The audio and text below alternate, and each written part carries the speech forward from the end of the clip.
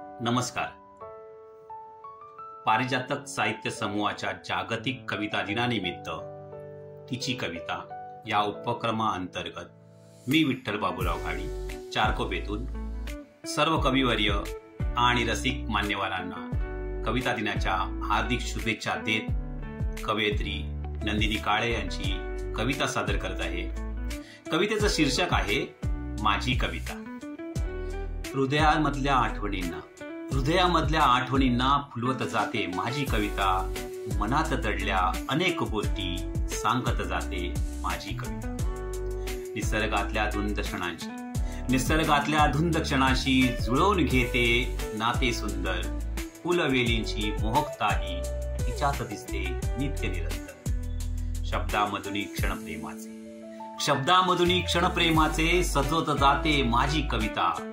मनात दडल्या अनेक गोष्टी सांगत जाते माझी कविता. बालपणीचा काळ सुखाचा आठवत असेल प्रत्येकाला. बालपणीचा काळ सुखाचा कधी पुन्हा न येतो परतून. चिम्मड चिम्मा पाऊस गाणी सोबत त्याच्या बसते हरवून. बडबड गीते गाताना मग रमत जाते माझी कविता. मनात दडल्या अनेक गोष्टी सांगत जाते माझी कविता. गझल लावणी अभंग ओवी असोत काही वेड लावते. क्षणप्रीतीचे वा विरहाचे शृंगाराचे साज चढवते. दुःख वेदना भावभावना निरखत जाते माझी कविता. मनात दडल्या अनेक गोष्टी सांगत जाते माझी कविता. कितीक मोठी संकटे आली साथ तिने ना कधी सोडली. गुज प्रेमाचे सांगायाला तिनेच कायम सोबत केली.